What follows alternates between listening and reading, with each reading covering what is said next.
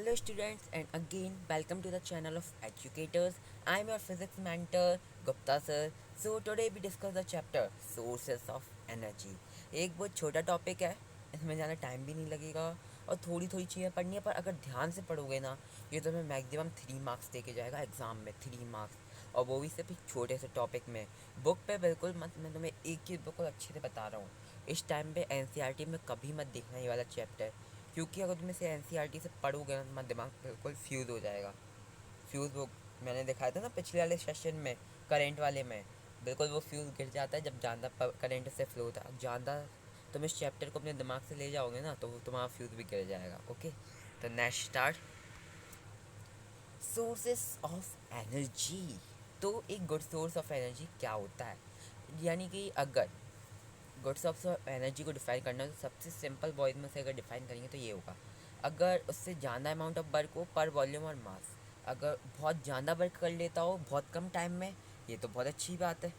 ठीक है, easily accessible, अगर मान लो काम अच्छा कर रहा हो सब कुछ ठीक है, पर एसेसिबल हमारे पास उपलब्ध होना ज़रूरी है ना। Easy to store and transport, यानी कि उसे अपन को रखना ज़रूरी हो। ऐसा नहीं हो कि वो जाना, अगर मान लो राजस्थान में भेजना हो, वहाँ पे तो बहुत गर्मी होती, तो वो गर्मी में बिल्कुल ख़राब हो जाए। ठीक है, या फिर बिल्कुल सर्दी में, यानी कि बिल्कुल अच्छी स्टोर करने के लिए अच्छा होना चाहिए उसका, ट्रांसपोर्ट कर सके। ऐसा नहीं कि बहुत ज़्यादा भारी हो, लाइक यूनीपैक द फर्स्ट कंप्यूटर कितना भारी था भाई साहब, एक जगह से दूसरी जगह लाने में भी 10 लोग लगते थे। और सबसे इम्पोर्टेंट जो तुम्हारे मम्मी पापा हमेशा चाहते हैं, इकोनॉमिकल हो, यानी पैसे में बिल्कुल, यानी कि अच्छे में बिल्कुल दाम अच्छे पैसे में पड़ जाए। ये ज़्यादा महंगा नहीं हो, अरे ये तो बहुत महंगा है, अब वो धना तो है नहीं जो फ्री मिल जाएगा। Now, sources of energy types. There are two types of sources in which we classified energy. Energy को classify करने के लिए टू सोर्सेज हैं, कन्वेक्शनल और नॉन कन्वेक्शनल।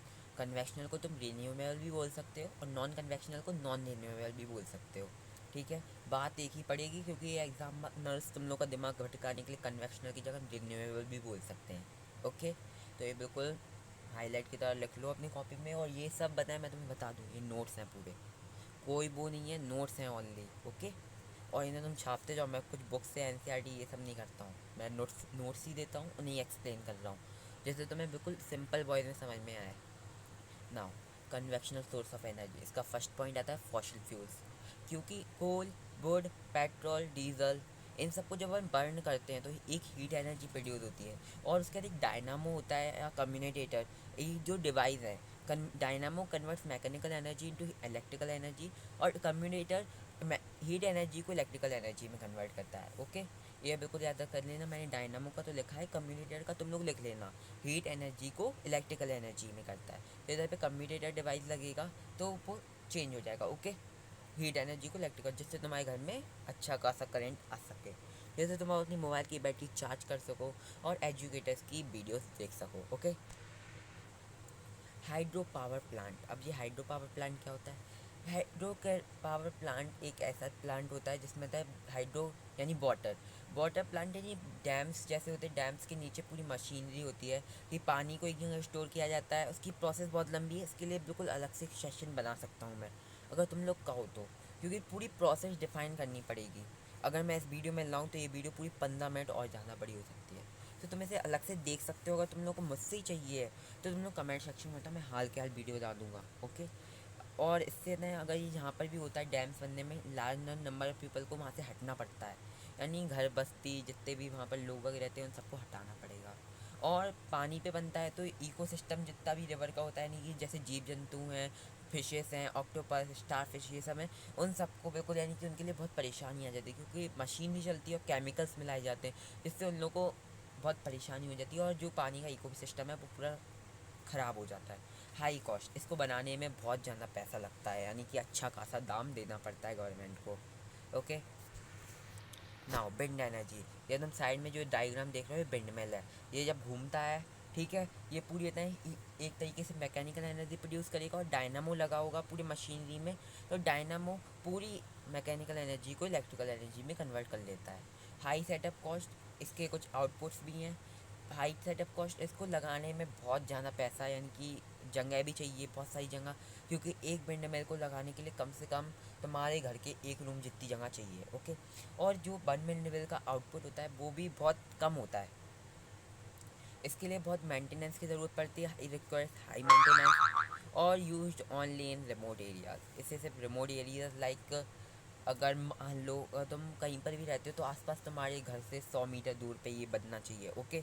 और रिमोट एरियाज जैसे जहाँ पर इलेक्ट्रिसिटी प्रोवाइड करवाना बहुत मुश्किल है, पानी वानी नहीं है, वहाँ पर विंड मिल बहुत अच्छी माने जाते हैं। ओके। तो ये तुम्हें समझ में आया। डायग्राम थोड़ा अच्छा नहीं है लेकिन तुम्हारे लिए नॉर्मल सही है। ओके। नाउ बायोमास, इसे पढ़ने का तुम्हें बिल्कुल यार अंदर से मज़ा आ जाएगा। जो गाय और बफेलो अपना जो गोबर और डंक देती है ना, उसे एक बड़े से कंटेनर में रखा जाता है और उसके नीचे लगाई जाती है आग। और वो आग जब बताएं उसे जलाते हैं तो ये बिल्कुल और आसमान में यानी कि बिल्कुल हीट एनर्जी प्रोड्यूस करती है। और उसके बाद अपने पास लगा होता है कम्यूटेटर, जो कि हीट एनर्जी को इलेक्ट्रिकल एनर्जी में कन्वर्ट कर लेता है। ठीक है। डंक की थोड़ी सी सही लग रहा हो तुम लोग को, ठीक है। फायर तो ठीक ठाक ही है। और इसमें एक फ़ायदा ये है, जो बची हुई जो खाद जो बचा हुआ होता है ना, जैसे मटेरियल तो हीट एनर्जी तो निकल गई, पर जो बचा हुआ वो होगा वो तुम्हारे खेतों में खाद के रूप में यूज़ की जाती है। ये बहुत सस्ता और बहुत अच्छा भी यूज़ है सोर्सेस ऑफ एनर्जी का, तो जिससे तुम्हें बहुत फ़ायदा भी हो सकता है। और डंक और फायर डायग्राम तो ठीक ठाक है, तुम अपने हिसाब से सब बना लेना। ओके। नॉन कन्वेक्शनल, ठीक है। Solar energy, black surface. अब तो मैं पहले बता दूं सोलर एनर्जी क्या होती है। सन से जो अपन सोलर पैनल लगवाने पड़ते हैं वो एक पानी से यानी कि बिल्कुल उनकी वायरिंग फिक्स होती है। सन से जितनी भी वो रेज आती हैं वो उस पर पड़ती हैं, जिससे वो हीट एनर्जी प्रोड्यूस करता है। और तुम्हें उसके आगे पता है कि कम्यूटेटर अपना एक डिवाइस है जो कि बाहुबली की तरह उस डिवाइस को इलेक्ट्रिकल एनर्जी में कन्वर्ट कर देता है। Convert sunlight into electricity solar panel का ही यूज़ है। Black surface absorbs heat as compare to a white और reflecting surface identical conditions. Okay. समझ में आया। यानी कि जो ब्लैक सरफेस होता है वो हीट को जल्दी एब्जॉर्ब कर लेता है, जिससे वो हीट एनर्जी जल्दी प्रोड्यूस करता है। Okay. Convert sunlight into electricity. Okay. Now ये डायग्राम तो मुझे ठीक ठाक ही लग रहा है, तुम लोग को दिक्कत तो नहीं आएगी।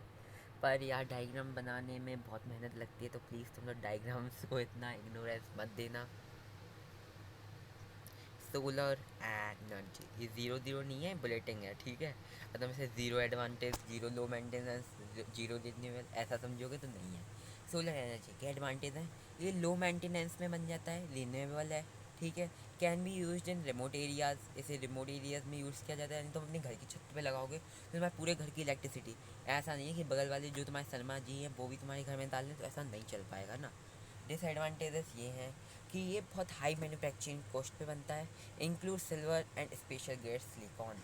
इसके लिए मैन्युफैक्चरिंग कॉस्ट बहुत ज़्यादा है, और क्योंकि ये सिल्वर से बनता है यानी चांदी, और एक स्पेशल ग्रेड का सिलिकॉन लगता है जो कि बहुत रेयर पाया जाता है। ओके।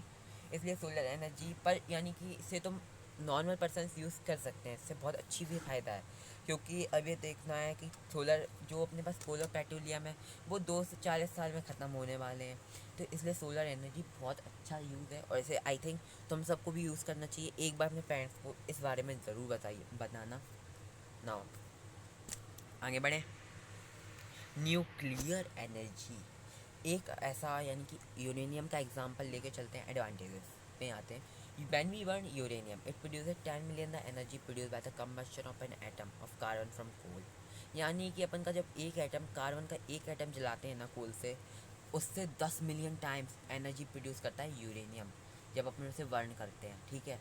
न्यूक्लियर एनर्जी में बहुत यानी कि अपन को बहुत सारे एनर्जी प्रोड्यूस हो सकती है, लेकिन इसके डिसएडवांटेज बहुत है, इसलिए बहुत कम रिस्क ऑफ एक्सीडेंट है। अगर यूरेनियम की गैस रिलीज हो गई तो यानी बहुत नुकसान, यानी कि तुम्हारी पता है, यानी कि मान लो तुमने भोपाल गैस ट्रेजेडी का नाम सुना होगा, उसमें न्यूक्लियर एनर्जी की वजह से ही हुआ था, तो ऐसे ही पूरे यानी कि कहीं पर भी हो गई तो बहुत नुकसान हो सकता है, कम से कम हज़ारों लोग मर सकते हैं।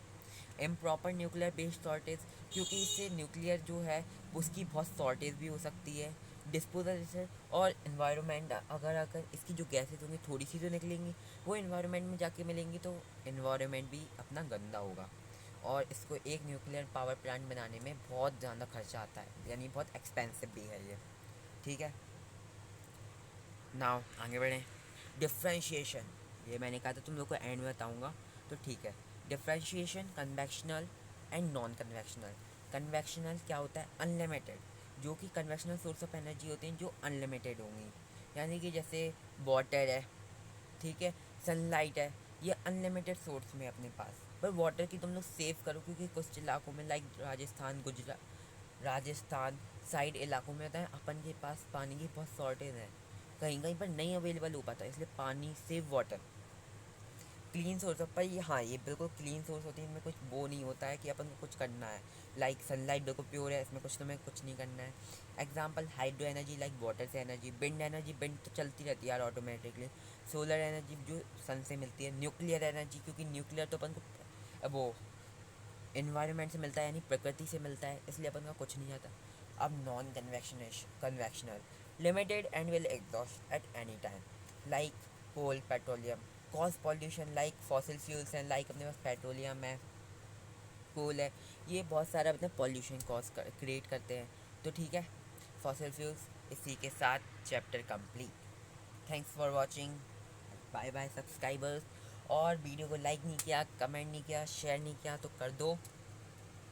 और फ्रॉम, मैं अपने हार्ट बिल्कुल हार्ट रिगार्डलेस की तरफ से कहता हूँ, thank you for watching. Gupta sir ऐसी वीडियोज़ लाते रहेंगे, तुम लोग बिल्कुल बेफिक्र रहो। टेंथ को बिल्कुल तुम लोग सीरियसली ले लो, थोड़ा सा नहीं, तुम लोग थोड़ा सा सीरियसली लो, बाकी मैं तो बिल्कुल बैठा हूँ। कोई सा भी डाउट हो कमेंट सेक्शन में पूछो। तुम रात के 11 बजे तक भी कॉल करोगे ना तुम लोग को, यानी कि कमेंट करोगे, मैं रात के 11 बजे भी तुम लोग को रिप्लाई दे दूँगा। चांसेस है, कभी कभी प्रोबेबिलिटी है कि नहीं मिलेगा, पर कमेंट करो। कोई सा भी क्वेश्चन हो, मैथ्स का क्वेश्चन हो, जी के, साइंस, फिज़िक्स, कंप्यूटर, आईटी, किसी में भी डाउट हो तुम किसी का भी पूछ लो। पर मैं इधर पे फिज़िक्स मेंटर हूँ, तो तुम लोग मुझसे फिज़िक्स ही पूछो। अभी और भी एजुकेटर्स आएंगे जो तुम लोग को अलग अलग सब्जेक्ट्स पढ़ाएंगे। लाइक मैं भी तुम्हें अभी इंग्लिश पढ़ाऊँगा, आई थिंक सो। तो ठीक है, रेडी, कंप्लीट। 12.19 हो चुके हैं, इतना टाइम काफ़ी है, 13 मिनट्स का ज़्यादा बड़ा लेक्चर भी नहीं है। 13 मिनट ओनली टाइम दे दो इस वीडियो को और बाजी मार लोगे 10th के बोर्ड में 3 marks clear. Thank you, bye bye subscribers and have a nice day.